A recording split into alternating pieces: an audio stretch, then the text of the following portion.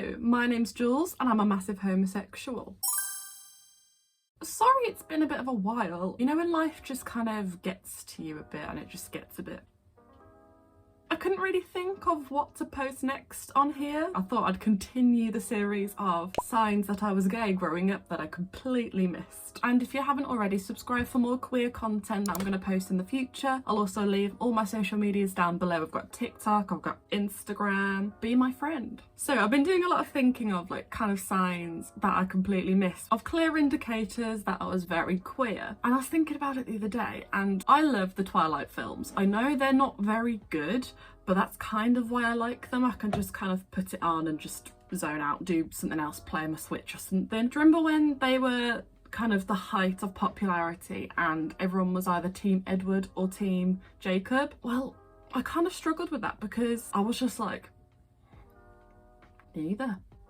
But everyone kind of, when people would ask me, I'd always say Edward because that was the general consensus. So then I'd have a little think about it and I was like, Edward or Jacob? But in my little gay head I was thinking, Bella or Alice. Who are you, Team Alice or Bella? Let me know in the comments. I'm very curious to know which one you choose. So yeah, like the whole kind of thing just didn't make sense to me. I was like, why would you choose either of them? And because of telling everyone that I was Team Edward, I kind of forced myself to fancy Edward, even though just not my cup of tea, to be honest. And that brings me on to my next point. I always hated anything romantic. Films, books, programs. I always thought of myself as not a romantic person at all because I just found it icky, and I was like, ugh, when you'd see them kiss on the TV it was just like bleh. And then cut to me now, I'm extremely romantic. I just wasn't romantic in a straight way, and I feel like a lot of people relate to this, that you don't understand that you're romantic until you realise who you are. Also, take a shot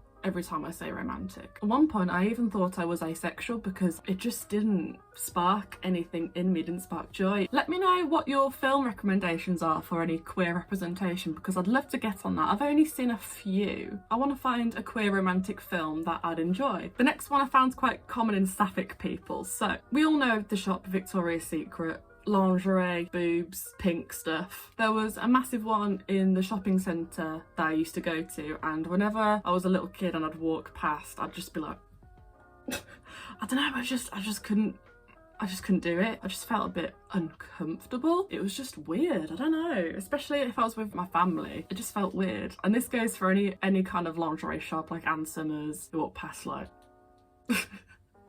it's just a bit awkward, wasn't it? A lot of people have experienced this as well, so it's not just me. Let me know if you're one of these people as well. Another one that kind of resurfaced in my brain is when I was a kid and you'd play with your friends at school, you'd play like families. If I was like one of the parents, I would always want to be the dad because I couldn't think of anything worse than marrying a dude. So in my little head I was like, I'll be the dad so I can pretend that I've married a woman. This did not click in my head until a few weeks ago, and I was like, how did I miss this? How did I miss this? It was just a really weird time growing up, wasn't it, being queer? You're constantly masking in a way, and then looking back at it all, it's just kind of like, damn, I had a hard time. It was also kind of hard as well when you get to secondary school or high school, or your friends start having relationships and having boyfriends. I was never one of those people. I never had a relationship in school. I was such a late bloomer because I just didn't fancy anyone at all. I convinced myself that I fancy boys, but I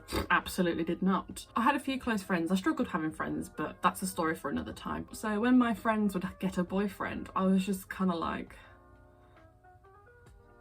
a bit of jealousy, and I'm not a very jealous person. I don't know how to describe it, but I was jealous, but I just couldn't put my finger on it why. Even though I didn't fancy my friends, when they'd ask for like boy advice, I was just kind of like, I don't know. School was a bit of a tricky time for us queers, wasn't it?